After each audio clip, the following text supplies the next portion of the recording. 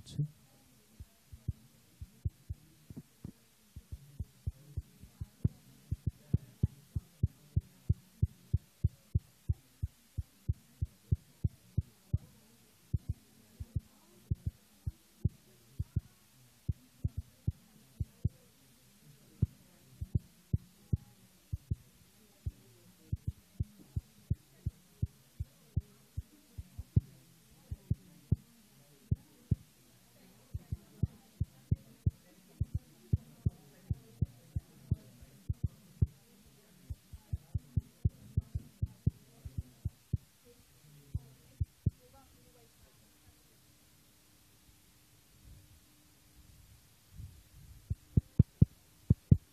Hello? James? Are you getting something?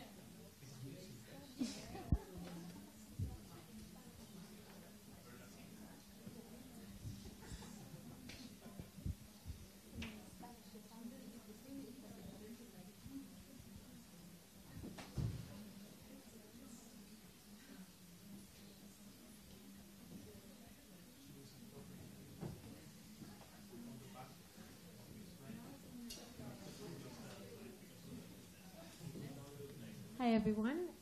We're really excited to welcome you here today for Remake, which is a part of the London Design Festival. If you haven't had a chance to check out the exhibition and installations we have on outside, do make sure you go after the panel discussion. We also have a reception that's going to happen thereafter, so that's just something to keep in mind for later. But before we, I think, dive in, and we'll have an opportunity to, I think, thank everybody who's been involved with this event later as well. I definitely want to say a huge thank you to two people. One, Smile Plastics, who are also the panelists over there, Adam and Rosalie, for opening up their studio and their space and everything. And in general, I would say, yeah, their entire work life to us for this event. So a huge thank you to them.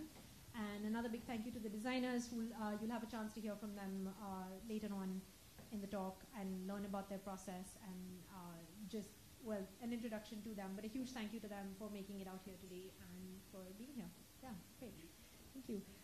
So I thought it would be nice to just tell you who we are, just a little bit. We're material driven, and I don't know if you all know of us or you're familiar with us, but we recently migrated to London from the United States. So we're relatively new to London, but since our starting in early 2016, it seemed absolutely natural that everything that we did gravitated towards London and to Europe in particular, just because of the kind of people who are working here and the kind of material innovation that was happening here. So we started out very much wanting to just tell the story of design differently, so talk and write about design and designers differently through the lens of materials and process, but increasingly our work is moving towards basically situating ourselves between material makers and designers, such as the folks who are here today, and the industry. So if that means architecture, developers, manufacturers, and we kind of consider ourselves at that intersection, and we're hoping that we can be really useful in the curation and the growth of both sides. Yeah, that's who we are, and we're excited to be here in London and to kickstart this event with you.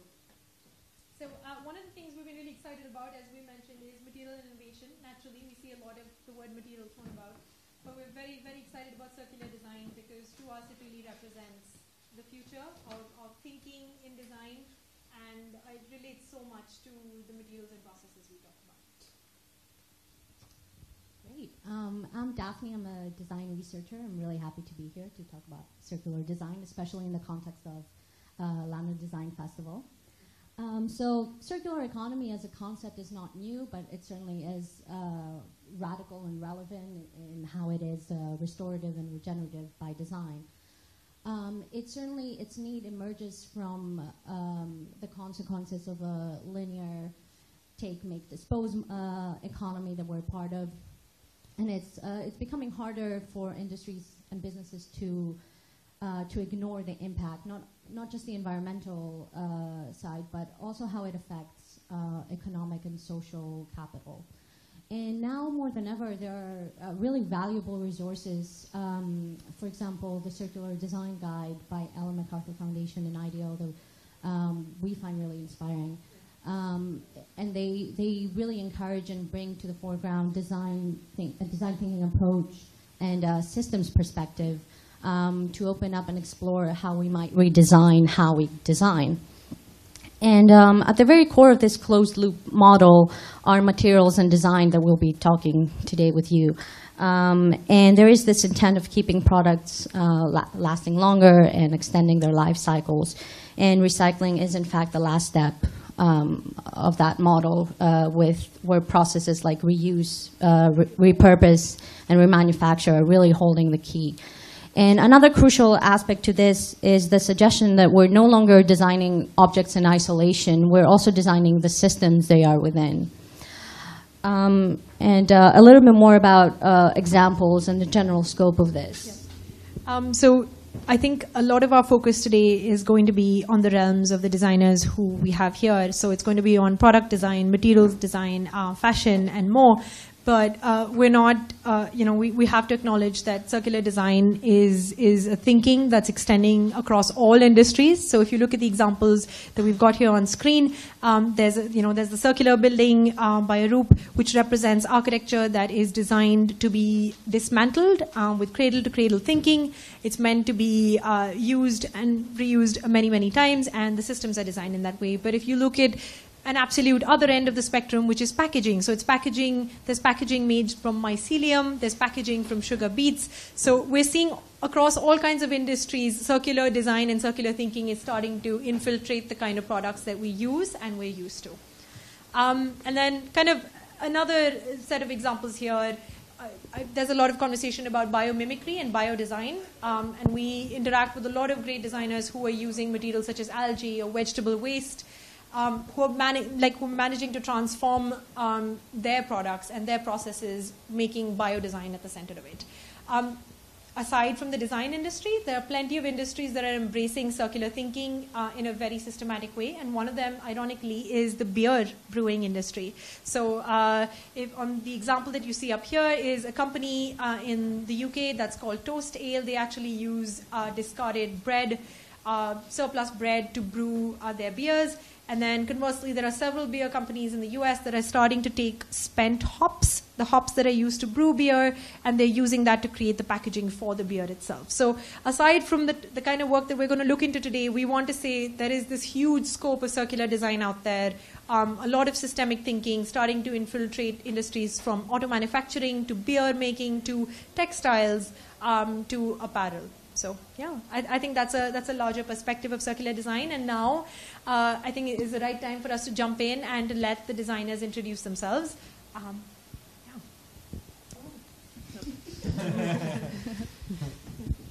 Hello. Oh my God. My name is Ariane Prin. Thank you, Pova, for inviting me. I'm very happy to meet these guys tonight, and thank you all for coming. I'm a product designer / maker. I'm more transforming myself into a maker.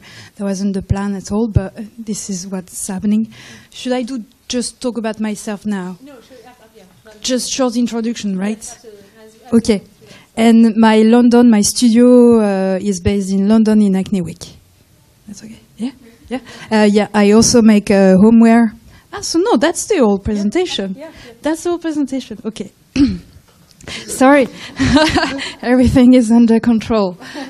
So right now, okay, can we go back to the image before? Absolutely. Yeah. Sorry, I'm the first one, so I have to go You're given a pass. Okay, so what I do for a living, what I try to do is to make homeware using jesmonite and metal particles, which are recycled from locksmiths. Back in 2013, I had a shop in Willesden Green. That's my shop in Orange. That was part of a Meanwhile space, so I had a pop-up shop that was just for 3 months. And the idea was to regenerate the entire street because so many shops had closed in that street. So the idea for me in this shop was to collaborate with the shops that were open in the street, go and ask them what they were regenerating as waste, which weren't recycled. I would bring this into my shop, and then I would make objects with it. I would run mini workshops where I would show people how to make stuff, and eventually the pieces were for sale. All the items which were made within the shop, I had a little vignette on it with the name of the shop who gave me the waste. So that was kind of, like a free publicity for them.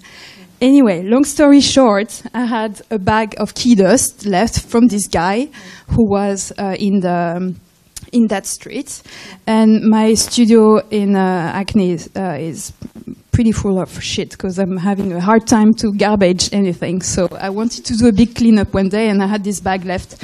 And before leaving, a friend of mine left some jesmonite, and I never tried jesmonite ever before. So I just mixed the two together and went to my freelance job, came back a week later, and the sample had changed. They started as white, And then just because of the metal, the oxidation, humidity, like London is well known for humidity, right?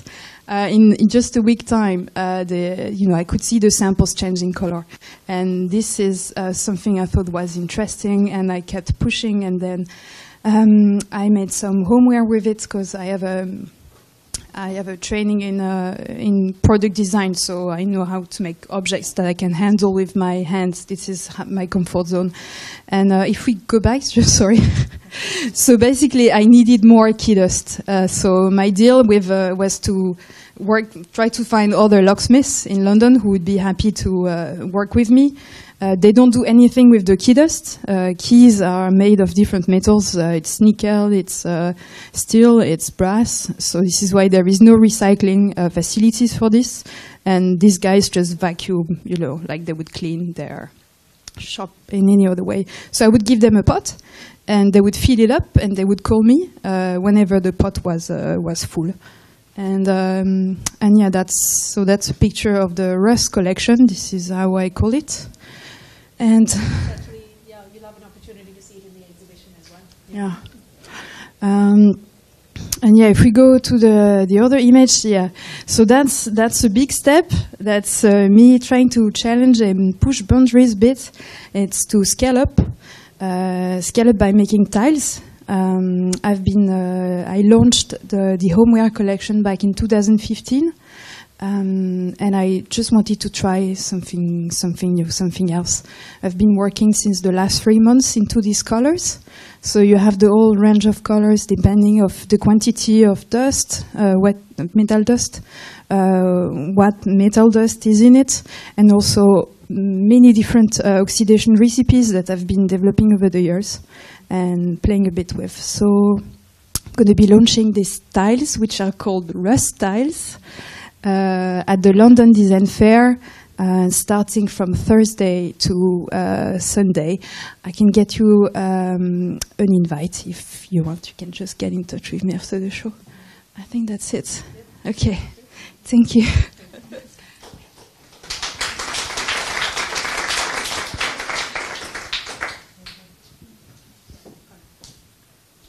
Hi, I'm Connor, and I'm the designer of Fresser, which is the timber terrazzo, if you haven't come across it yet.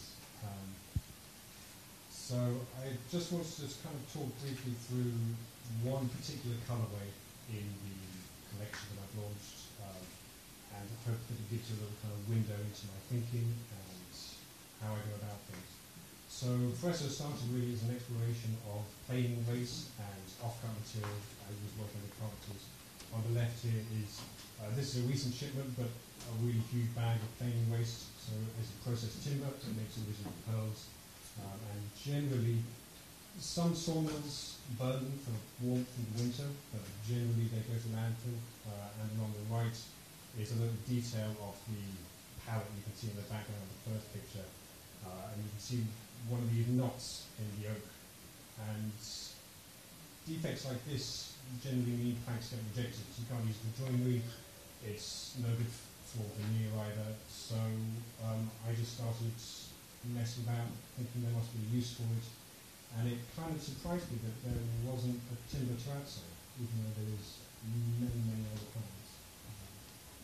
So the first sample here was my kind of one of my very first aesthetic successes. So really the bulk of the work was about designing the process.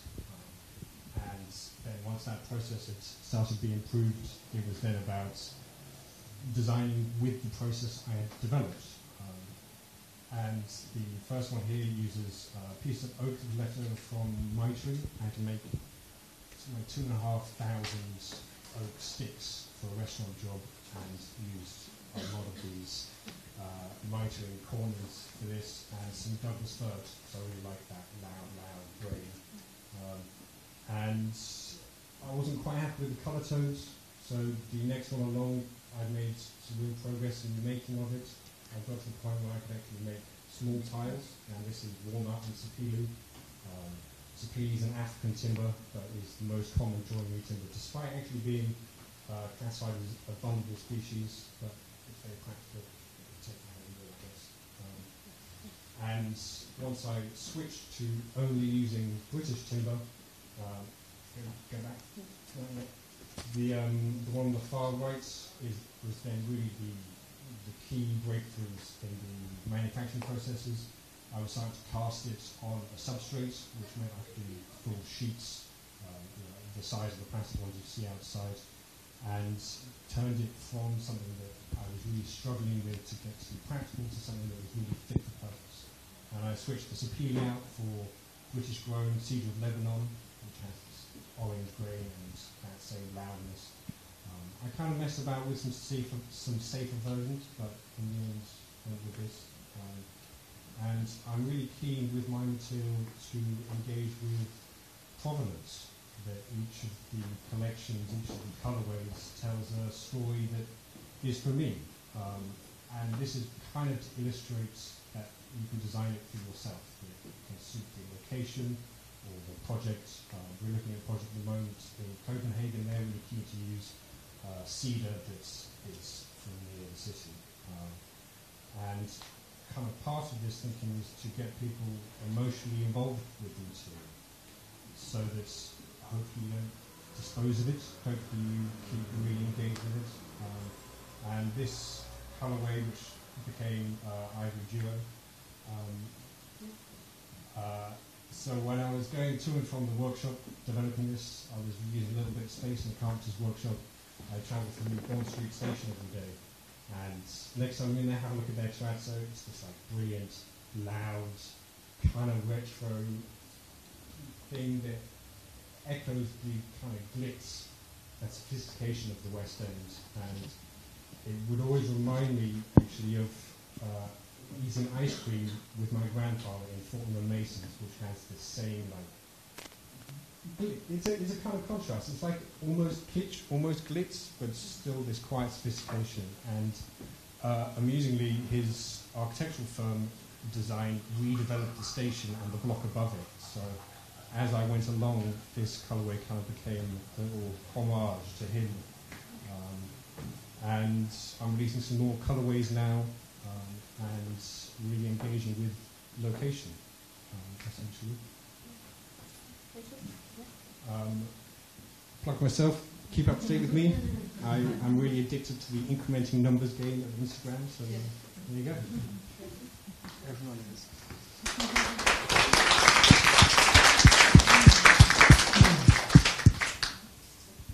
Hello everyone, my name is Jorge Penales. I'm a designer coming from Madrid, from Spain. I run a small studio. We basically do product and material development. I'll try to be short. So this is my bachelor graduation project. Basically, it's a constructive system made out of, based on traditional wooden joinery, without any kind of glue, nails, or screws. So everything is like dismantlable. This is another kind of project that I developed. It's based on a shelving system that you can find on every how you call that? Big box score. Yeah, whatever. And then basically by doubling the profiles, you can get very like simple mechano-like constructive system again. And then I just developed a whole collection of pieces for like academic landscape. And they are also like open source, so you can download the plans from the website. Next, please. So this is a new material I developed. It's called a structural skin. So it's a new material made out of leather leftovers from the leather industry, and we self-produce at the studio. Next, this is the last project I developed. It's called Paraphrase. It's made out of leftovers from Porex, expanded polystyrene packaging. And that's it.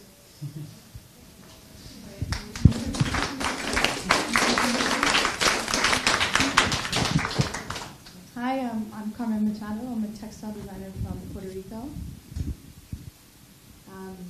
I grew up on the beach, and so I was really, I could see the effects of overfishing pretty clearly on the marine ecosystem from where I'm from. And I basically started collecting all this stranded fishing gear, what we call ghost netting, whenever I'd find it on the beach. So just to give you an example, the one on the the left, that's in Hastings, here in the UK.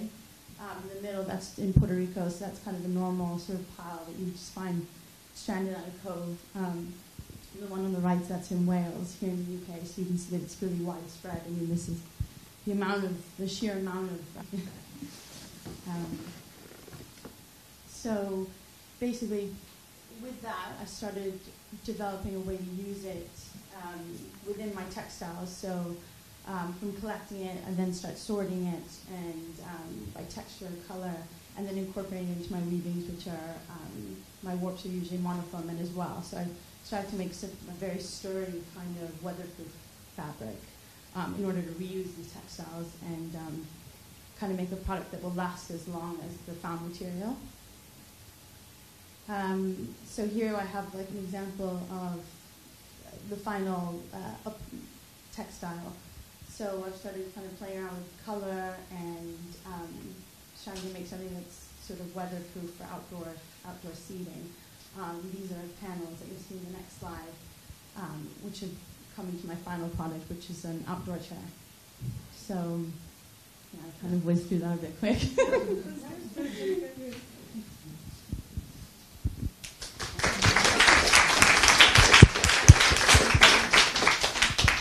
We've got one each. My name's Adam Fairweather and this is Rosalie. We run Smile Plastics. Smile Plastics is a material design studio and manufacturing house, and we take waste and we make really beautiful architectural panels that designers and makers use to create objects and the built environment. We have a strapline to our company which is reimagined materials designed to inspire, and that's very much the core of everything that we do. We reimagine waste, and we think that as designers we can inspire people, and materials have an amazing ability to do that.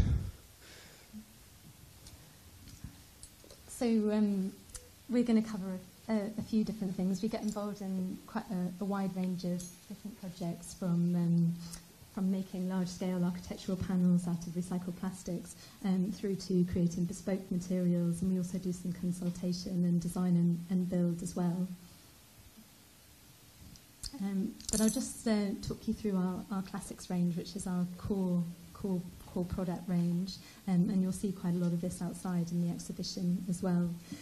So the materials all made from, they're kind of large-scale architectural panels. They're made from recycled plastics, predominantly recycled food packaging and other sort of waste streams. And every single panel that we make is completely unique. There'll be a good amount of consistency between the panels, but each one will be unique, and that's through the materials that we source, and also the fact that every single panel is handmade as well. And they get used in all sorts of... We've taken a long time, many years, to kind of develop these processes. But you can use them in all sorts of different things. They're so versatile. You can use them instead of wood. They have many commercial applications. You can use them... here there's a department store in London that's used them for many different details.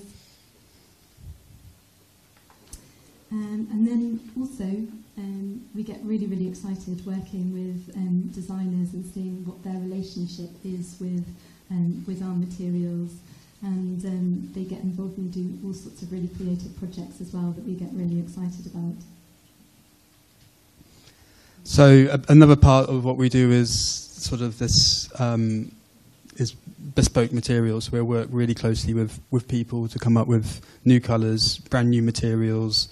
And it's a really big part of what we do and how we like to engage with people, because what we find is if people do engage with us in this process, that they really start to get excited about the opportunities that are there for them in a material. And what we want to do with our material is to give it this emotional value and make it have that durability that will enable it to become valuable for years and years to come. So we also do closed loop consulting with businesses. So a lot of companies approach us, or sometimes we approach them looking for waste, and we'll work on a project with them to develop a new color palette or a material that might be suitable for a specific application that they have. And you can see here there's an awful lot of color options, but it's sort of endless in the sense of color palette and making colors fit for different applications or uses. We can also do that with the functionality of the material. We can really modify material. We're quite clever, even though we're artists and makers and engineers. We can actually modify the material to give it different physical properties. Gosh, I think there's less slides, but anyway, maybe that's the last one. Oh, different slides. Okay, I thought it was. So yeah, that's pretty much where we're finishing.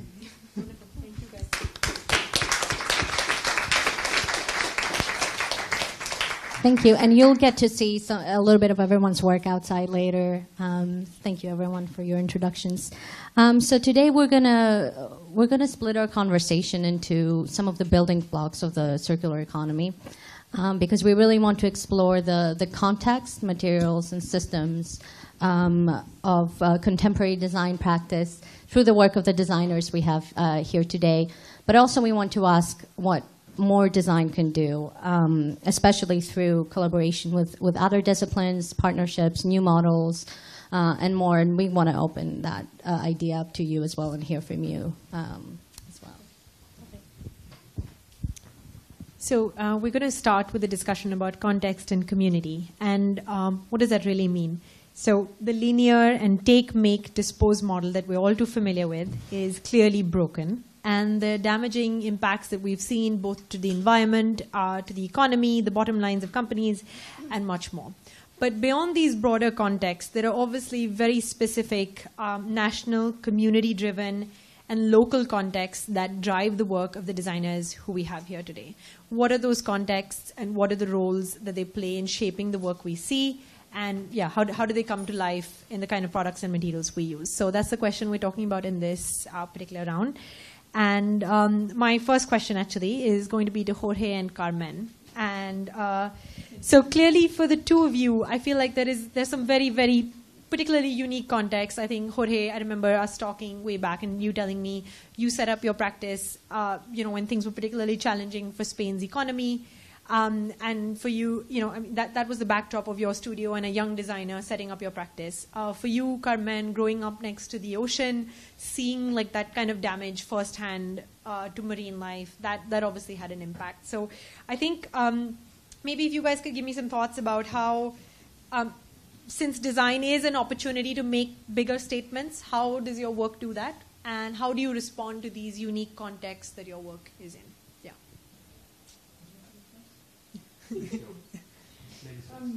I guess one of the main things when I started collecting this kind of material was actually wanting to convey that message of how big of a problem it is, and especially for people that might not really think about when they're eating seafood, whether it's something sustainable or not, or how much actually we are depleting our oceans, and just from those actions, actually all that waste that's created as well. So that is a message that I want to convey with just sheer amount of stuff that's washing up, but also creating a product that's beautiful and also something that maybe people want to keep, that is made from discarded trash, but creating something that will last a long time, and something that I think about in the process of creating, for example, like an outdoor chair with these, is making it so that the panels can come off, and then if the frame doesn't last as long, you can reuse it. Yeah. So just thinking about these things in a specific way. Awesome. Yeah, in my case, I mean, my kind of approach to design is like I'm not trying to offer a solution for someone, for something, but just an alternative. So it's a kind of a democratic way of understanding how things work. So I'm not saying like this is the way we should do stuff. I'm just offering an alternative for people to decide if it makes sense for them or not. And with the leather, for me, it was very shocking that even though it's the first material that probably human being has been used, there were not like an established recycled system, internationally, established. So this kind of thing, it was trigger me like, should do something with that. And then afterward, after the research, I came up with this kind of process, which again, like, it's not a solution, maybe because maybe I'm going too far, but like in this stage, also I feel a little bit like narcissist because I'm trying to say, or I'm trying to show, like, hey, I have this kind of alternative, but at the end I'm not helping anybody because at the end I'm just working with unique pieces. So I'm very like kind of autocritic with myself. So I'm really pushing it to kind of collaborate with industry in order to really like create an impact. Otherwise, it's just a narcissist idea. Ariane, you you often work within a specific community, its needs and its waste as your raw material. What do you think the values and challenges are of that in your experience, and how do you imagine that working in a larger scale production and consumption? Community is very wide. It's true that in my work in the past, I needed a context, and I needed people, and I needed to understand the area I was working with and for, to give me context to start something. In the case of Rust in the collection, it's true that I'm going to get close to the idea. It's at the end, because we are unique people, right? We are like little designers. Yeah. So until he has any bigger impact, that's a challenge that I would love to see during my lifetime. Yeah. But you have also to be super, aware of the world we live in. Am I answering your questions? I think you are. I don't know, sorry. I think maybe one thing I was thinking about, maybe we can, something, your process of making tends to be, you do emphasize making local, making small. Where do you see the value in that, particularly as it relates to the idea of community? Yeah. Because when you're a single person working for your company, you can only do that so much, right? Yeah. Yeah. But the good thing when you're a designer and you make the pieces yourself, like as I said, I'm more like a maker, a craft person. Yeah. I'm also the best person to know the material. I'm also the best person to fix whatever I make. Yeah. I'm also the best person to explain what it is, where the material is coming from, and all this. Yeah. So there is some good and bad. The scale up can be an issue. Yeah. But you're also the best person to understand exactly what you do. That's true.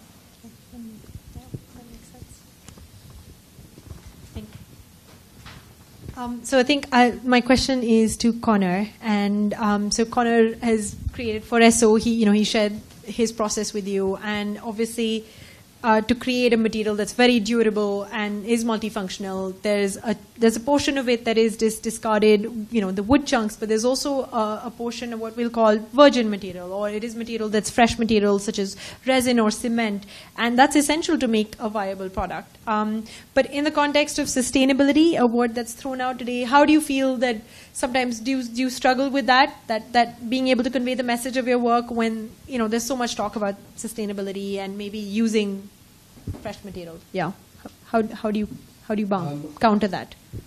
I mean, sustainability is an exceptionally broad term, and it is almost never that there are clear-cut decisions within that.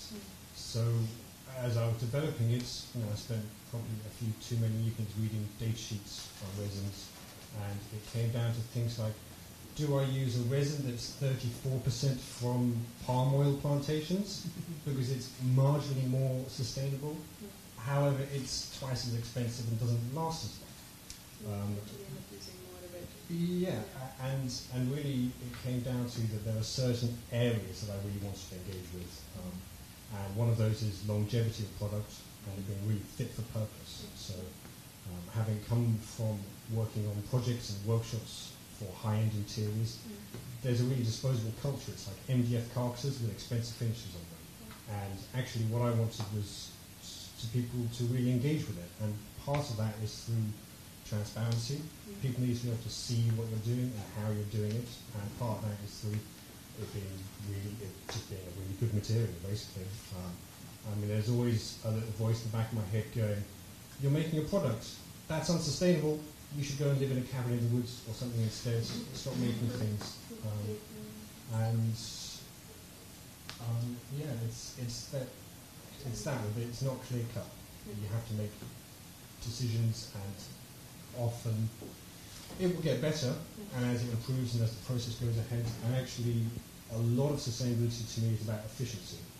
So machine processes and serious manufacturing are really efficient, and there's a lot to be said actually just in the business model. There's margin to be had in sustainability, because if you're wasting less, you're buying less. Yeah, and yeah, transparency is a really interesting topic. And Adam and Rosalie, you work with a lot of different waste streams, and I was wondering how important transparency is in terms of all the different material sources and provenance to create your work. I've got one. I guess, well, we've got this strapline, which is Reimagine Materials, designed to inspire, and I think the essence of that is probably it's storytelling. It's using physical objects to tell stories, to add meaning, to engage with people, to add value. And like Connor was saying before, it's about trying to make material and objects more valuable to people so that we don't necessarily discard them. And I think a lot of what we do is very transparent. Quite often you can see the waste, or you can see the waste, it's there. Like our material is nothing but the waste that it was originally. You can see little traces of where it might have come from though. And that transparency, I think, is really, really important in engaging people. I think it's a really important part of the next move in the built world.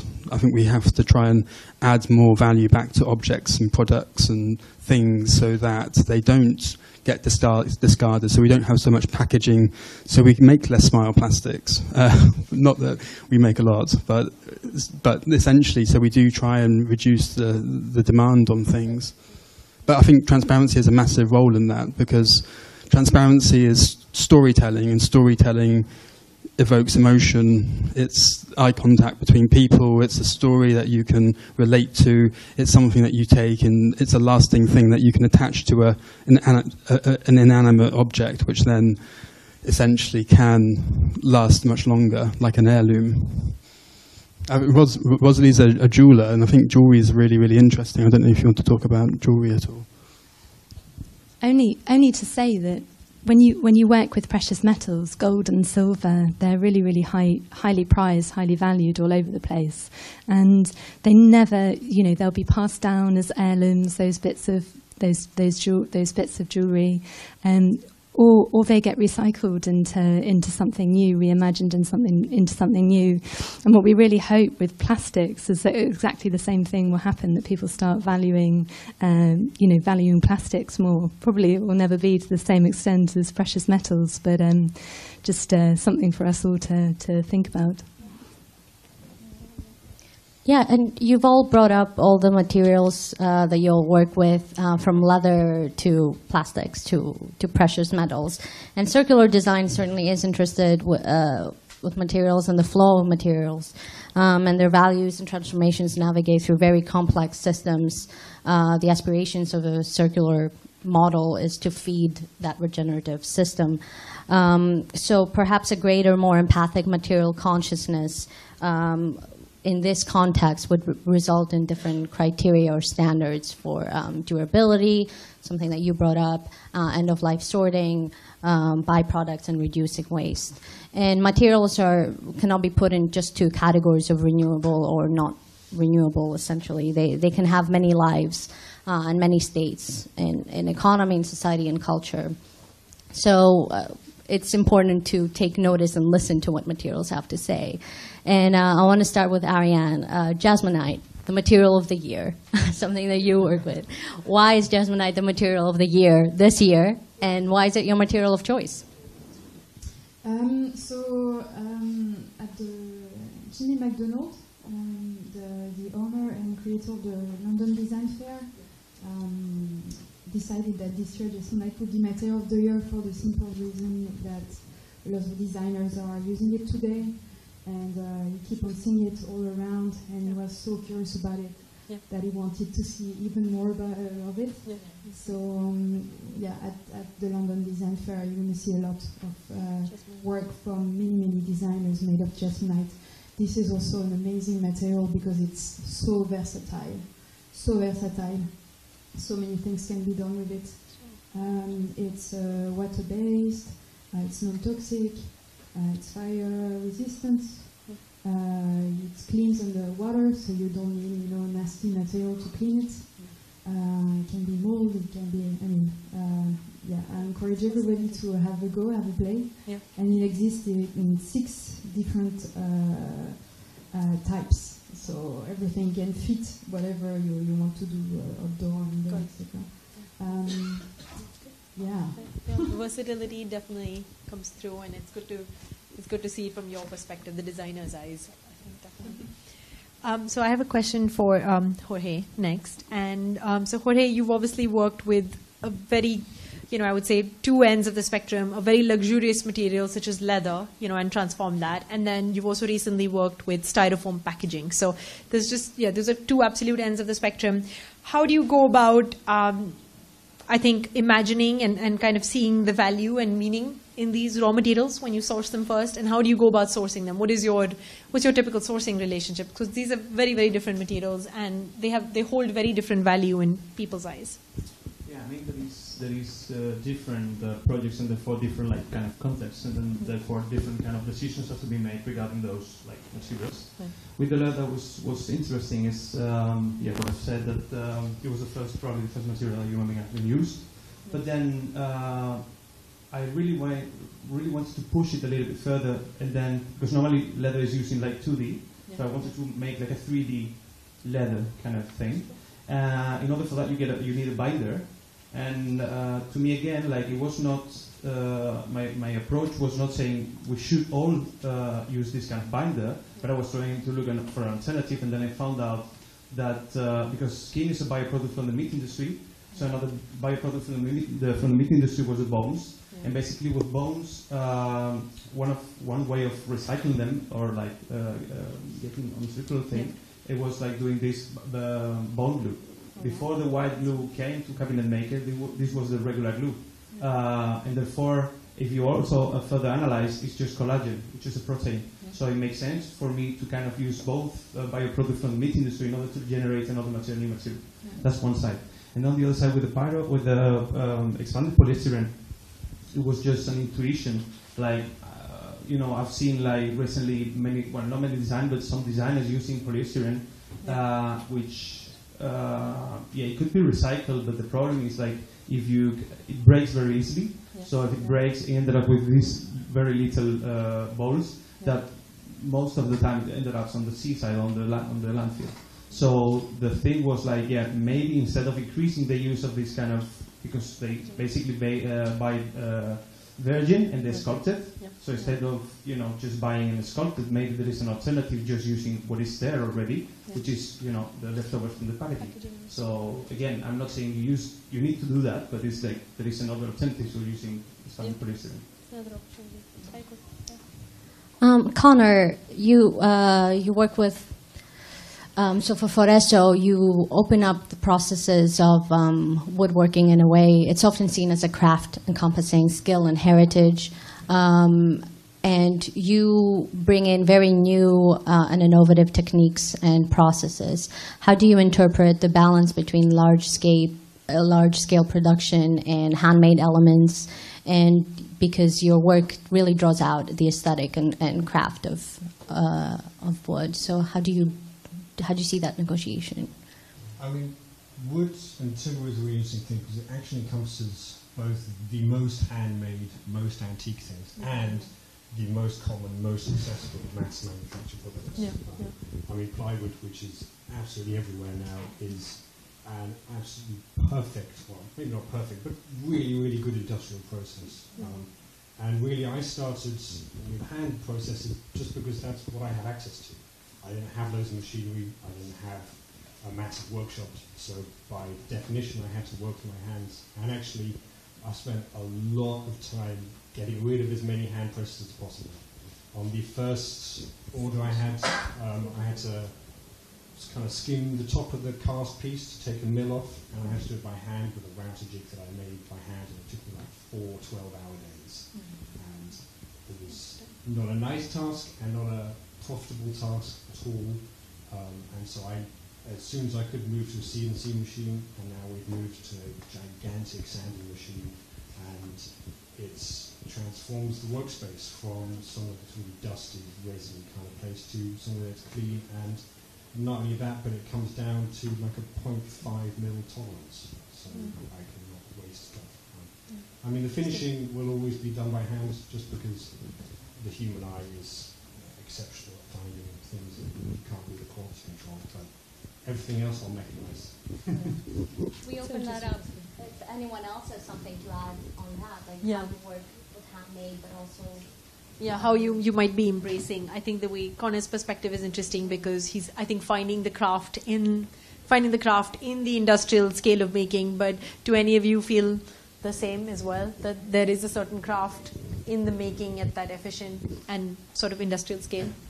Any thoughts? Well, we are pretty industrial. We make really big things, but it's all handmade, and we are really excited about the fact that there's an element of detail that goes into selecting the material, getting it right, laying it out, making it, and preparing it for making this decorative panel. And I think, having been in gigantic factories where you can automate these things, it loses some of that. And so whatever happens with what we're doing with Smart Plastics, I think we're always going to try and make this handmade element of in the process. It's really, really important for us, for the way that we make the material, for us to be able to be selective and things like that. But yes, automation is really important, and engaging in big machinery to help you is important if you're making big things, and we make quite big things. So I don't know if that's answering your question. I got a bit lost. You've captured the internal tussle, I'm sure, as a designer that you guys face, really. So actually my next question is to you guys, Adam, Rosalie, and to Carmen as well. The kind of materials that you guys work with are challenging, possibly dirty on occasion. That process of sourcing and transformation is so challenging for you guys, because the material itself is challenging. Are there improvements, or what would make your transformation easier as an industry? Are there things that you guys sometimes sit down and think about? I really wish that was happening. I don't know whether it relates to sourcing or transformation. What would make your work easier, since you're doing what you're doing?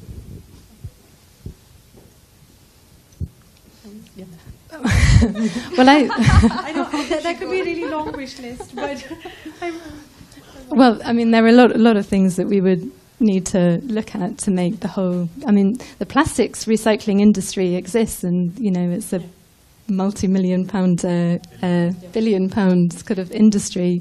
But I think people aren't very. I think it's individuals, you and me, who are the people who need to just start valuing, plastics, all resources a little bit more, and take a little bit of time to wash out pots before we put it in the recycling, and make the recycler's job just a little bit easier. So I think that's a really, really big thing. And I think then that consumer element that we all are feeds back into smaller businesses, bigger businesses, governments, and if we as individuals do that, then that has a compound effect, because we all work in businesses, we all have jobs, most of us, or we're involved in creating things that might inspire people, and if we're taking that attention to detail with the little things that we do, then that's going to help and have a compound effect and elevate the recycling processes that are needed for us to actually do the next thing that we have to do. Carmen, any thoughts? With my material, I obviously have to go out and find it. So a lot of that depends on weather and what time of year I go for fishing as well. I definitely have my places that I know that I'm going to find it, and it's actually not very hard to find. It washes up in huge quantity. But it's also, going back to that overfishing, there needs to be more regulation as to how these nets are getting discarded, and that's why there's so much of it, and it's unregulated. Yeah.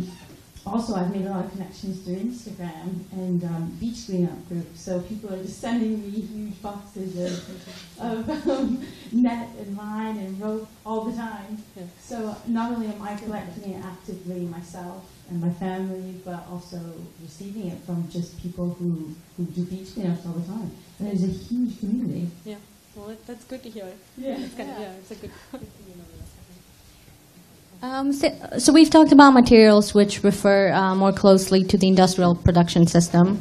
And zooming out, we see that there are more elements and components and systems and businesses that need to be redefined when looking at the economics and politics of circular design. And there are several industries that are embracing it in a systematic way across individual players. So what do you think of the current landscape in circular design in your industry? Perhaps we can start with Smile Plastics for this one. And also, what systems requirements, for example, policy changes, education, or collaboration in a very broad way, are needed to make a positive, impactful change? That's not a simple question, I understand. Gee, I can't remember the first part of it. What do we need to do to change things? And how things are right now, what do you think of this, of how things are in your industry specifically? Rosalie taking over. Well, I just wanted to make the point that we've just seen a real surge of interest in people wanting to work with Smile Plastics, and I think just more broadly, people are getting so much more excited about working with sustainable materials. Just over the last few years, it's been absolutely amazing to see, and I think designers are now demanding it, and individuals as well. It's part and parcel that we're not destroying the planet at the same time as being able to sort of acquire some kind of product. So I think that a lot of designers these days are looking for materials that are intrinsically sustainable and have that lovely narrative. And so it's really exciting to be part of that. And I think there's a real kind of positive trend there. But I do think it's all about advertising and changing people's perceptions about resources and not seeing waste as waste. I mean, obviously, Smile Plastics is just focused on taking people's waste and making it into panels and other materials. But I think it's an advertising thing that really needs to be done, because it's much better to draw people to something rather than push them there. Right. So you can have policies and all these different things in education, but it's much better to attract people to it. And I guess that's what Smile Plastics is trying to do with its materials, is changing people's perceptions and getting people to see the beauty in its past life, I guess, and the narrative there. Yeah, so I haven't got much to add to that. I mean, I guess it's like designing out waste, really. Yeah. There's no reason for it. And how do we do that as designers? Because this is the design festival, everyone's involved in design. How do we design out waste? How do we get people to value things so much that nothing becomes waste? And I think that is what we need to do. We need to make people want to take that yogurt pot back home with them and use it again and again and again and again, because that yogurt pot is absolutely fantastic and it's something that you want to give to your kids. I mean, that's the kind of level of how we could design it out. And I think if we can change the way that consumers also, because we're designers, we're designing things to sell, if we can design things that change the way that consumers want things, because, fashion is essentially what is creating this waste problem. We're constantly losing I guess it's like there's an obsolescence in fashion, whether it's this shirt or an object. And I think if we can try and slow down making, slow down consumption, slow down design, make things more slowly, get people to engage in the making process, get them to engage in all of those things, I think there's a a really good route for us to kind of make materials more valuable, make the built environment more exciting, more sustainable. I don't know if that's answering it, but it just popped into my head. No, I think that makes sense. I think what you guys, there's an exciting point to make about how it's not just about what's forced on people's, and forced onto people through education or policy, but it is about the, attracting them with the quality of experience or product itself and changing their minds. And no, I think that's a very nice perspective. And something that Adam said really resonates with something that we've been thinking about as part of this event, and it's going to show up in the exhibition as well. We have some work from a company called Doodledge. They're based in India, and they only work with fabric that is sourced from the Indian textile industry. So it's only the offcuts of the Indian textile industry that they transform into beautiful clothing, and it's couture grade. So it's kind of competing with high fashion, but it is exactly keeping in mind that idea of more consumption, more waste, and then negating that. So in the exhibition, do look out for it because I think it's really speaking to what Adam just said. Yeah. To kind of pick up from there, I think this is kind of a question to all of you. I think all of you have definitely succeeded in, I would say, doing two really crucial steps of this process, where that means sourcing the right way and transforming something that is considered waste into something meaningful for people to use and appreciate. But what happens in that third step? Have you guys started to imagine how your products and your materials will either return back to someone else for use, or how do you see that? How do you see that loop closing? Do you see it becoming a part of another industry? I see a composite of a composite of a composite of a composite. Oh my God. Okay. Yeah, that's true. Yeah. I mean, but literally, you can imagine rust becoming a part of another, crumbled dust. Your rust products being part of. Is it really sustainable? And what do you call sustainable? All that I don't know. But you definitely see your products, I guess, disintegrating and becoming part of another material. I see my products staying in people's life for as long as possible. Yeah. And then you might become a composite of a composite. That's cool. That's an exciting perspective. Anyone else, guys? Any thoughts on how you see your work closing the loop further on? Yeah, well, so at Smart Plastics, our plastic panels are 100% recycled, but they're also 100% recyclable. And so either you contact your local, local authority and see whether you can recycle the materials there.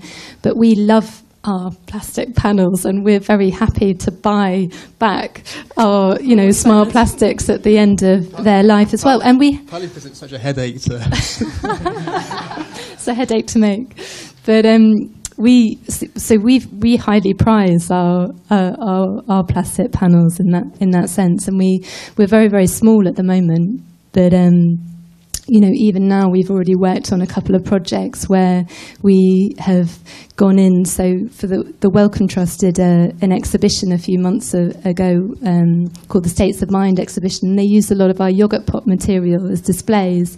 And then at the end of the exhibition, we kind of deconstructed the exhibition and took a lot of the material out. We paid them for it, yeah. We actually used some of that material for an art installation in a shop a few months later, and Form and Seek as well are using a large bench as well for displays at London Design Fair this year as well. And so it's really, really lovely to see that it's yet again being recycled again, and that the story is kind of living on and evolving. Can I say something? Yeah. Now again, with this kind of autocritic perspective, in my case, for instance, with the leather, as Connor mentioned before, I also have this kind of little voice, behind my head. Because the leather material, structural skin is completely biodegradable, because the glue with temperature and with humidity, the bacteria will attack it, will eat it, and they will destroy the thing. But there is something that I cannot affect or control it, which is the tanning process of the leather. So this is something that is always worrying me, and I'm always thinking about how can I solve this kind of thing. So I'm instead of highlighting the material and kind of blaming it, I know it, but I mean I think it's also interesting to kind of talk about the you know the dark part of the story, not also the good parts. I mean the leather industry in turn, I think what happens, I mean the nature of your work could entirely change, I think, when that process, the tanning. Definitely. And a bit going off from that, one of a very challenging aspect of working with a raw material that is a byproduct or waste from a different industry is all the cost and labor that goes into treating it, making it viable for use. How could you imagine an alternative local manufacturing in terms of business or viability where it is more efficient and competitive to use raw materials from a different industry? And I guess that could be open for everyone.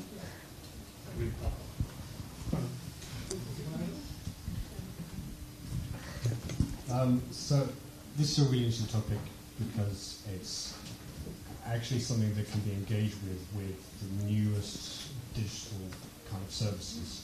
So I was speaking recently with Johnny Steiner, who is one of the co-founders of OpenDesk, and they do this open source furniture. It's about local manufacturing, and a really interesting thing they've been developing is that small orders can be fulfilled by their network of workshops, and the workshops fit in around their usual schedules. So there's one that's like a piano manufacturers, and when they're a bit quiet, they make a bit of OpenDesk furniture.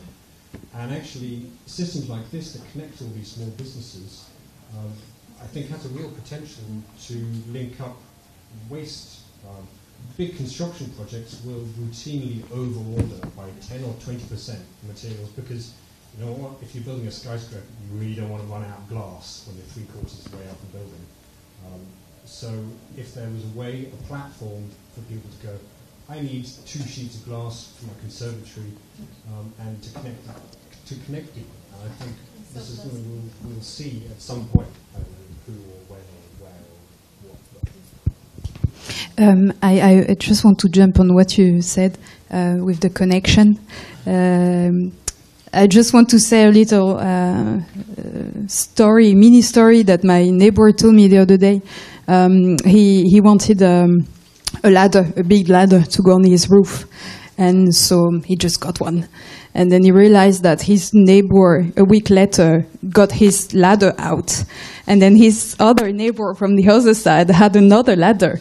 And he was like, I'm sure that all the people on my street have a ladder. And, you know, it's just about this connection, right? I don't know how this can happen.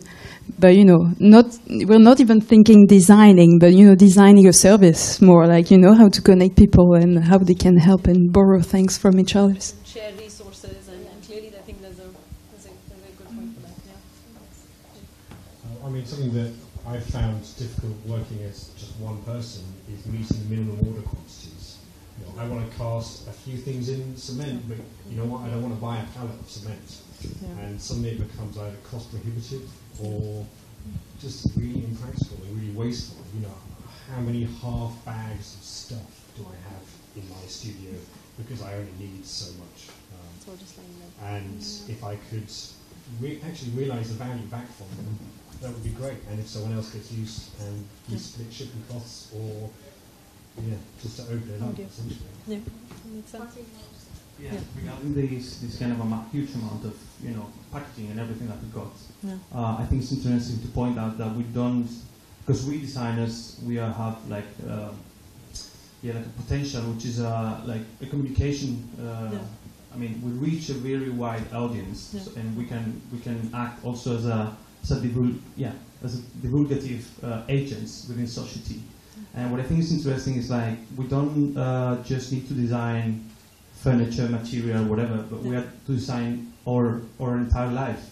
I mean, it doesn't make sense just to design a material. We're not gonna. I mean, of course, we are kind of helping a little bit, but what I'm trying to say is like we have to be responsible designers for communicating and letting people know that what type of clothes they buy, what kind of telephone they have, which kind of food they eat, which kind of transport they use. I mean, it's not just we're getting to a really complex issue that we cannot narrow it down and pretend, because we said, normally we said, yeah, people are stupid, people don't get it, so they need like short messages. That's not true. Yeah. You know, people is much more intelligent than what we think they are. Yeah. So we really need to treat them, you know, the way they deserve. Yeah. Mm-hmm. You know. That's a very interesting point, because the consumer is a part of this. They're Can you say something oh, else? please do. I kind of hate to use the word consumers. Yeah. You know, we can use instead something else. We can use people. Users or citizens or people. You know, yeah. like also we have, it's like, yeah, maybe I'm switching completely the theme, but like no, it's this yeah. kind of mageist as a you know young heterosexual white guy. It's like we have to leave or like rights away. Yeah, maybe I know. No, that's a point. Yeah. I think for the kind of design that you're suggesting in the future, I understand that we kind of have to break away from that consumer mindset. We have to break down that barrier and get into like all of that. It's our responsibility to start talking like properly to people. Like they are not consumers; they are people or citizens or like users at least. Mm-hmm. And I think I'm sorry, I don't want to blame like. That's a very. That's a very good point, because it goes back to what you said at the very beginning about making this a democratic process. And it is the consumer, yes, they are people that make choices, they have motivations, they have needs, they have desires, and we have to understand them with empathy. Oh dear, what's coming now? Okay. So I completely agree with that. But we do sometimes use the term the consumer as the other. So I was thinking, wanted to ask everyone, how could you involve people or consumers, however we choose to see them, how can you involve them in the process, or how, not you particularly, but in this, how can they be part and included in the circular design process? How can it be opened up to them? We mentioned open source, we mentioned making knowledge accessible, empowering them, educating them. So there are all these different ways. So how can you see that in your fields? How can you see engaging them in different ways? Jorge has a thought. I mean, I think it's very important to kind of share the information and the knowledge with people. I mean, this is basic. So instead of just trying, I mean, of course, we have to make a living, we have to sell something.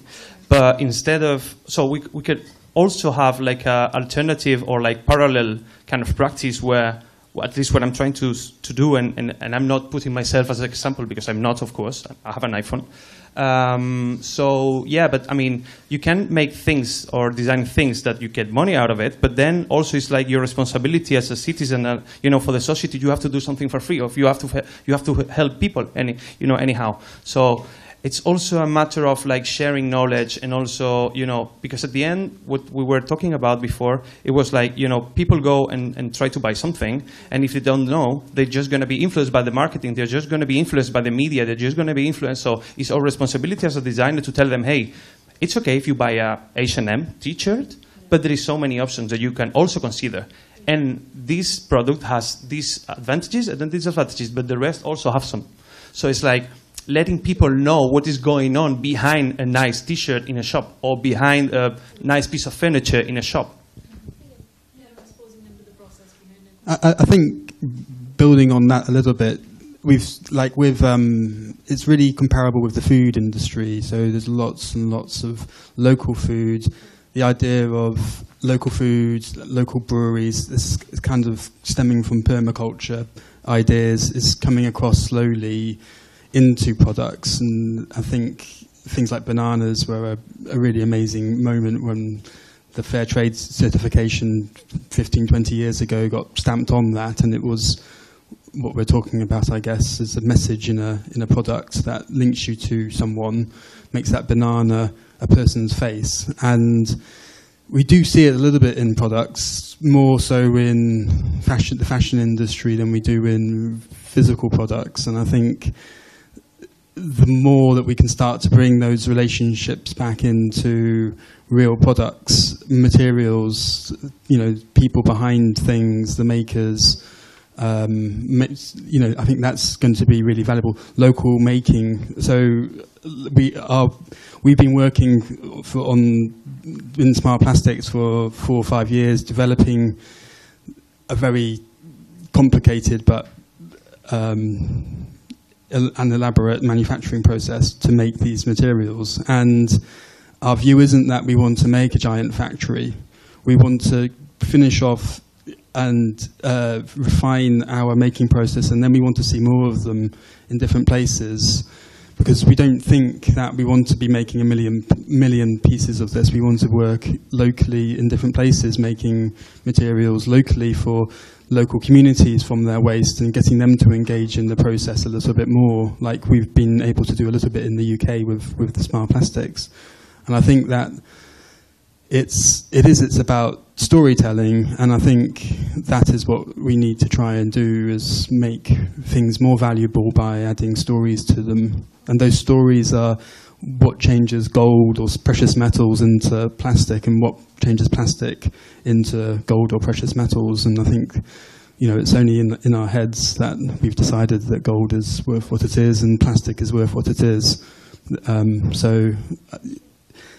Anyway, I guess that was a little add-on. Yeah, thanks for all the different perspectives in our conversation. That was no, not yet. Because if there are any questions from the audience, please jump in. Or if you have any questions for each other, that's also an option. Yes? Not 100% certain about the products that you make, but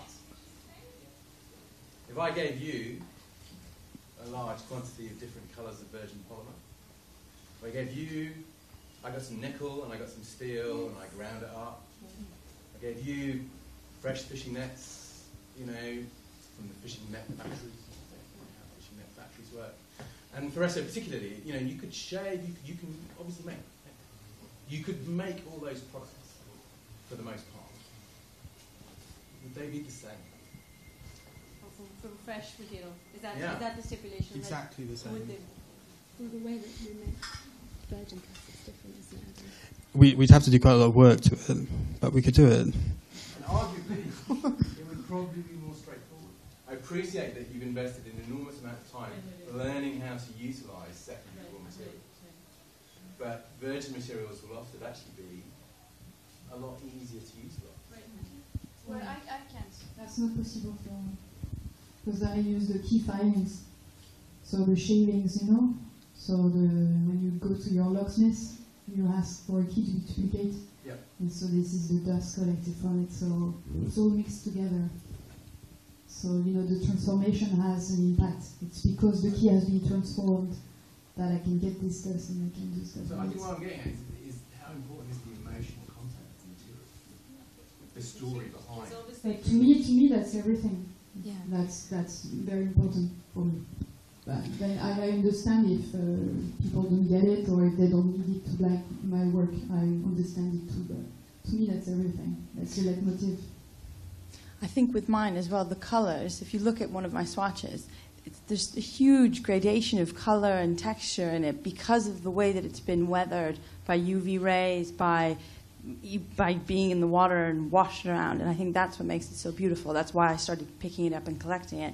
I would never pick up or cut up a new piece of rope because it would, for me, I think it would look cheap. I mean, it just would be a completely different product.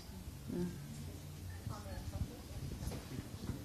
So with Fauresso, it actually comes down. So I could use virgin timber, and if I had the scale of machinery, you could use whole trees and do it really efficiently. But actually, it comes down to kind of the user experience almost. So because it's not a joining product, the timber content of it is structural, but not totally integral to. What I'm trying to get at is that the people that have desks with Fauresso surfaces are always coming back to me and saying, "Oh, I found this little bit of woodworm. It's really interesting." Or these bits of knots and these bits of burr interest them in the surface.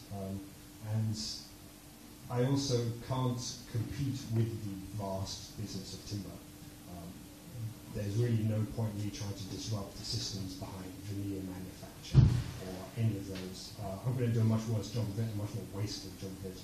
And for me, it was kind of about utilising this material that is there anyway. And I generally think about it as waste before it becomes wasted. And I think it's becoming integral to the aesthetic of it for me.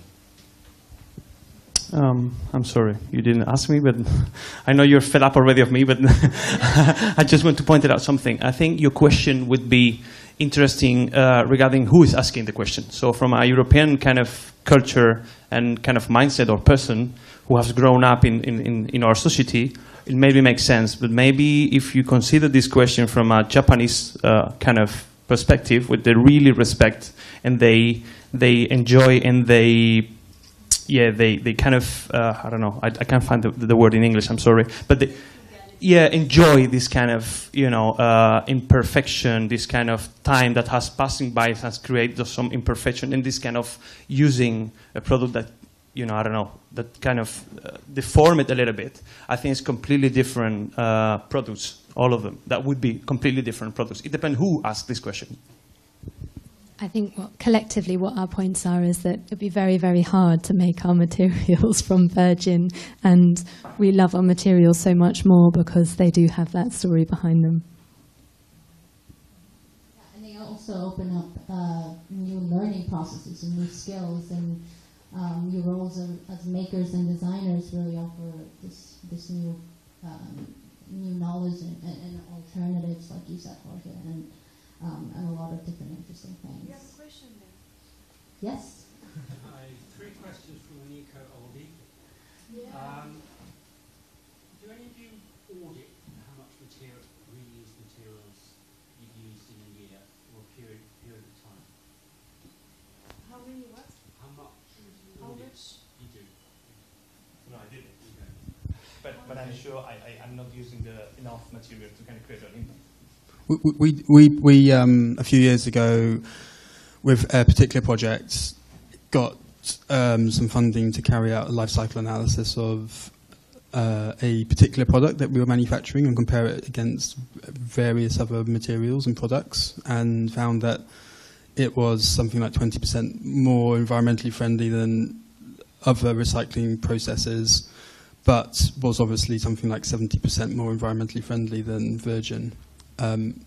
If that's what you're referring to. In terms of auditing the ongoing business, it's very hard, and I guess we recycle 50 tons a year, if that, which is very, very, very, very small, and we're really, really selective. It's quite hard work getting that 50 tons. But that hopefully will change quite soon, because we are looking at getting investment so that we can scale up our operations a little bit more and recycle more plastics. And so we're looking, rather than the hundreds of panels that we sell at the moment, looking probably 2,000 or 3,000. Part two. One of you was talking about the guy you work with leather. Yeah. You had this problem with the process. And did you go out into the internet and ask for solutions? Yeah. Basically, I'm very lucky, because since I think a year ago or something, I got sponsored by a French fashion label. It's called Hermès. They've been working with leather quite for a while. So they've kind of exposed what was my problem, and basically they didn't come up with a solution. I mean. Sorry. Yeah, that might be interesting. Yeah, for people. Yeah, well, at least for me. Yeah. Third point. How many of you are either familiar or have begun to think, or maybe applying industrial ecology?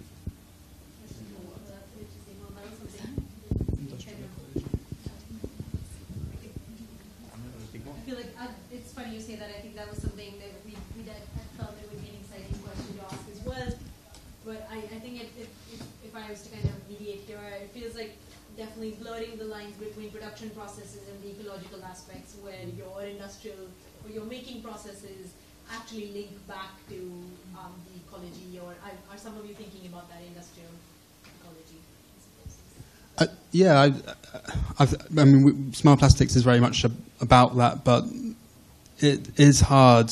If you're referring to our making process, we're quite small, we want to change some of the things that we do to make it better and better and better. And we think we can save more energy. We think we can make the working environment better. But in terms of how we sit in a urban environment and how we sit in a natural cycle, I think we're a very important part of that supply chain in terms of taking raw materials and bringing them back into functional uses that can be then reused again and again and again. And we're just a small part of that bigger cog of large social economics of industry. What do you say? Economic, social, no, what was the? Ecology, yeah, industrial ecology.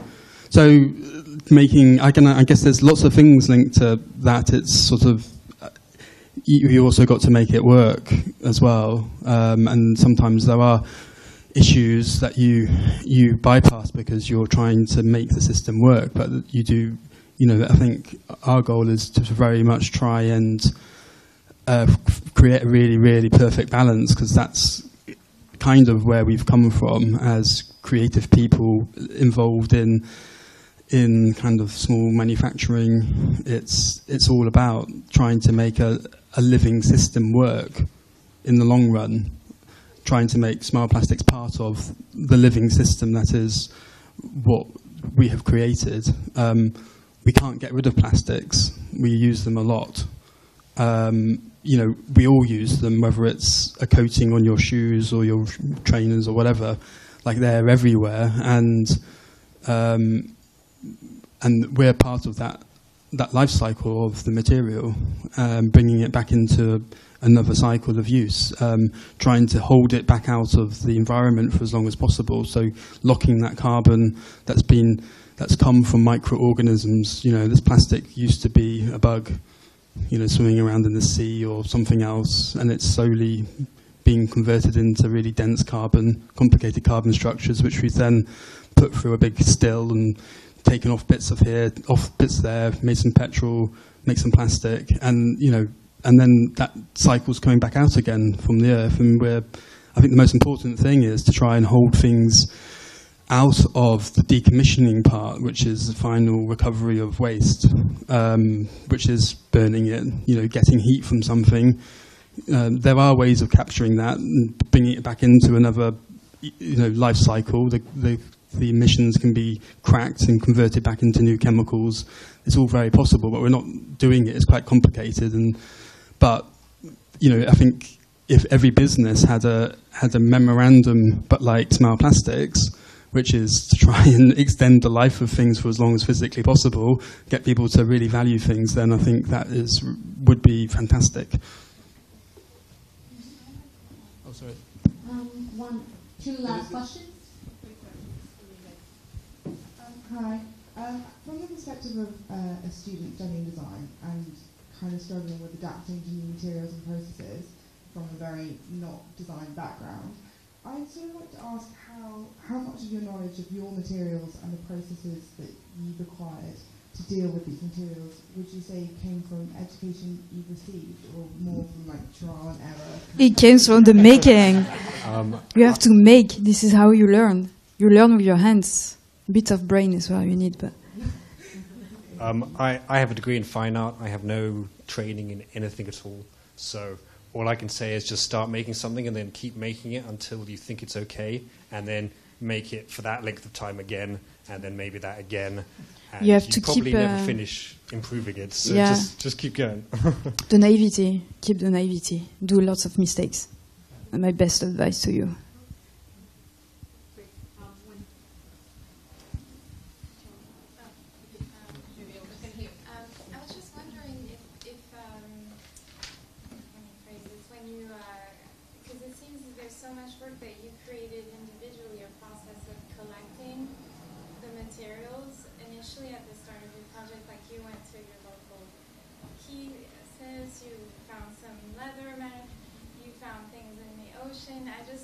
I feel like I see this business and good doing opportunity. Somehow if there was a kind of system, I don't know, like a bank, a materials bank. Obviously with councils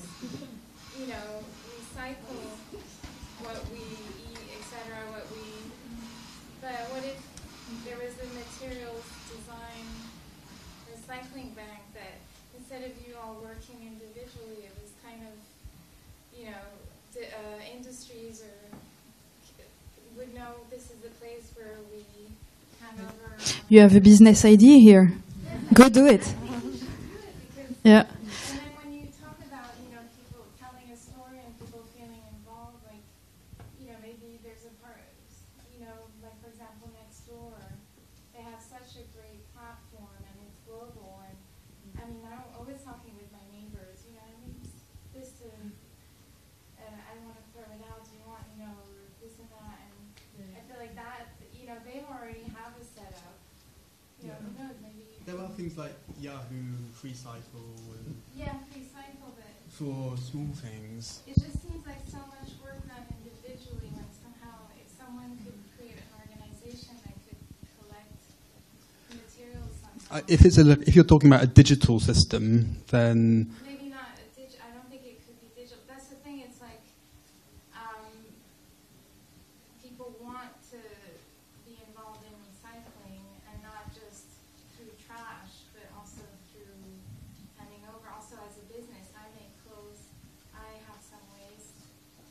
Some of it I can reuse, a lot of it I reuse, but you know, what can I hand over? I have only my sneakers or my shoes when they get There was something called La Ressourcerie in Paris.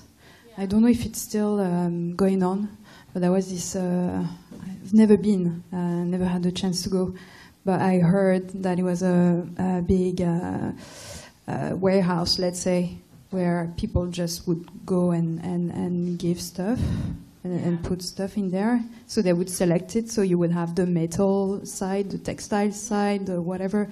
Again, I have a blurry memory of it, but if you're interested about that, just look at La Ressourcerie. I mean, I don't really necessarily need it, but I feel like there's opportunity to have a kind of more communication amongst, or some kind of space, you know, the way you have organizations like Building Blocks that are providing a lot of space for designers. So all of this is so time consuming. it is a lot of work. I think all of us are involved in the making process, and you have to specialize in something. And what you're talking about is massive industry. It exists. It's there. The waste gets collected. It gets recycled. Some of it gets burnt. And if you want to go and follow those chains, you can start to find stuff. And the only thing that you could use is maybe a sort of an online network to build that. You know, if people want to get leather from somewhere, from the fabric leather industry, then they have to look for that, but it's not that complicated. It's on Yellow Pages. Yellow Pages, but it doesn't exist anymore. But yeah, just little bit thing. But what about the businesses that make things that have waste that want to hand it over, like the local tanner or the local, I don't know, like where do they hand over stuff? But I think I mean, on the one hand, like, it should be done by someone else. I mean, we have enough, like, energy, time, or money spent in our kind of, you know, daily basis thing that we need to have a hand. We need to get helped by someone else. So I think this could be an institutional kind of thing. So, you know, and on the other hand, sorry, like, as a Spaniard, as a guy coming from Spain, which is nearly a broke country, you know, you find, I mean, you nearly find any solutions. So it really depends on where you're born or where you're based, you know. So. I featured your work in a report that I had called Modesty Solutions. Thank you. Several years ago, and it was all about people finding solutions at a time of crisis. But anyway, I just was thinking out loud. I guess if you look at like a supermarket, quite a lot of these larger out-of-town supermarkets will have recycling little depots. That's the supermarket making its contribution. It was asked to by the government to make an effort to show that it could take back the packaging that it was pushing out with the products that it's selling. And that is a part of that little gem that you're talking about of a bigger system set up to enable businesses to start to recycle stuff.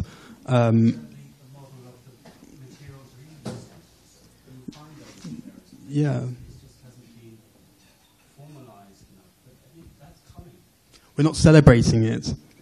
We haven't celebrated it. Turn it into a TV program. Yeah. I think there are some already.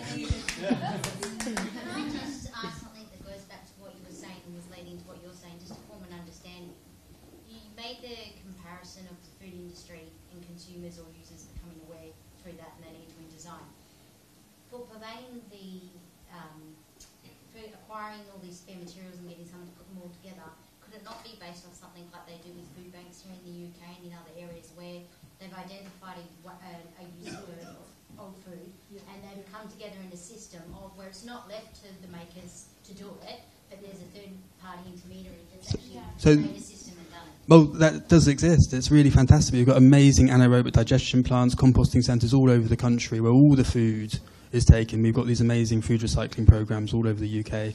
Food can be taken. Materials are also taken as well in those same systems. So material recovery centres. There is still a huge proportion that gets sent off to burning or landfill. If you stand on the Thames Bridge, you can probably watch 5 or 6 very, very large barges a day coming down from Wandsworth with huge containers ram-packed full of landfill, which is going out to Kent somewhere, the Isle of Sheppey, and they just go underneath. You can watch them. It's fantastic. There's your waste.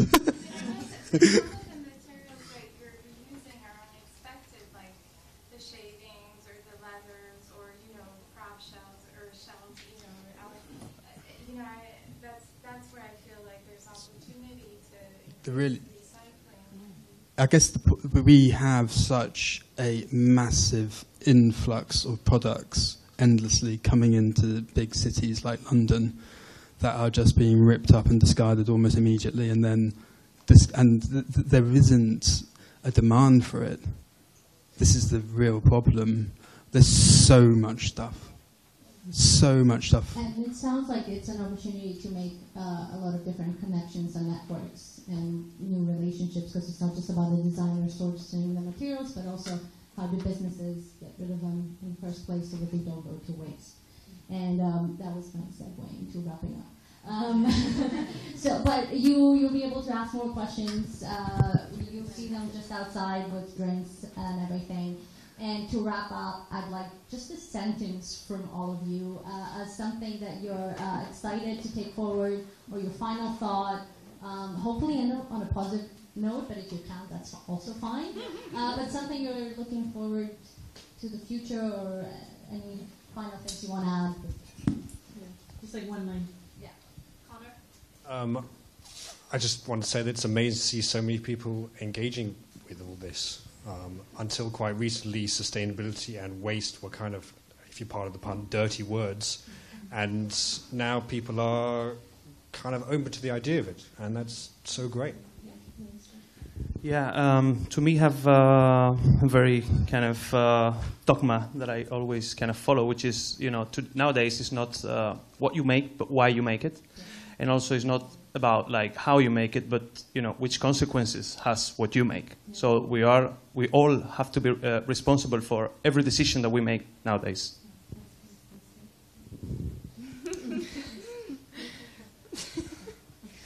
Let me know if anyone wants to go on a beach cleanup together.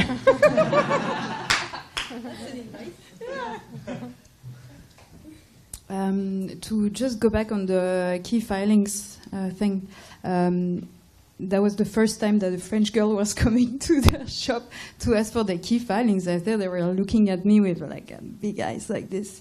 But at the end, they were super happy that they know that someone is actually doing something with it.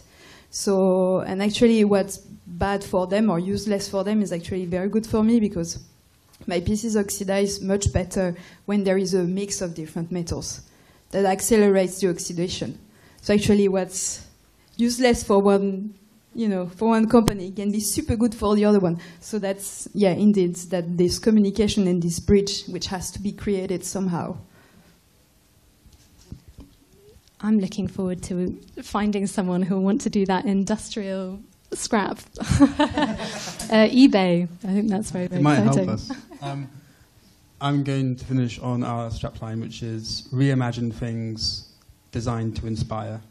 And I think as creative people, if we can try and do that with our work, then that's really, really important. And we do have the power as creative people to change the way people see things and do things and inspire change. Yeah. So, I know it's hard to beat the sound bites that you guys just gave, because each one of them was better than the next, but I do want to say, and this is not a shameless plug here, but while we cannot try and be a physical repository of all these great materials, we're trying, by we I mean material driven, we are trying as much as possible to become that communication glue between the designers. So for example, it's been exciting for me to see the connection happen between Smile Plastics and Form and Seek, another group that I've worked with. And I think if we can spark that connection where one person's materials are valuable to another, or we can help form those partnerships, particularly around waste materials, our job is done. So I know we'll never be a giant materials bank or a giant center, but we're trying in our own way to become that glue, I think, between designers and the people who can benefit them. So that's us in a nutshell. And I do want to say, obviously these are kind of our thoughts going forward, but I think it's important for me to say, and I didn't introduce myself in the beginning, but my name is Purva Chavla. I started Material Driven about a year and a half ago, and Daphne's been amazing, and all of our team is spread out here. Do meet them. But I want to say a huge thank you to everyone here. Smile Plastics, of course, all the great designers here, but outside you'll have a chance to enjoy some of the great stuff from Square Root and Maverick. These guys are amazing. They've been great partners to us. Good Drinks and Designer Practice, who are another bunch of really great designers, quite like us, and they've kind of designed the whole identity for this event. But big thank you to these guys, and please, proceed to the courtyard outside, have a drink with us, chat further, ask all your other questions, and speak to us. Thank you.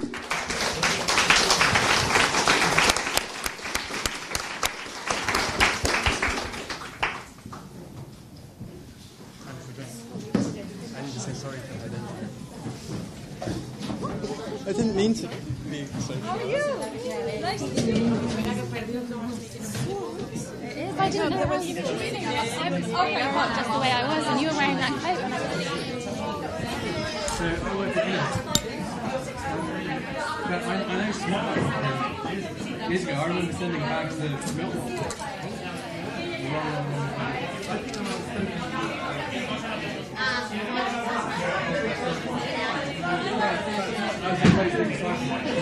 By the way, you gave me music here about 100 okay, and I've run it into various projects.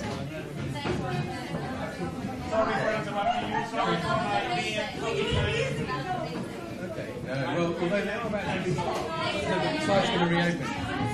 By the way, look up the National Investment Support. Sadly, it's not funded anymore, but it was a government-funded organisation that looks and thinks.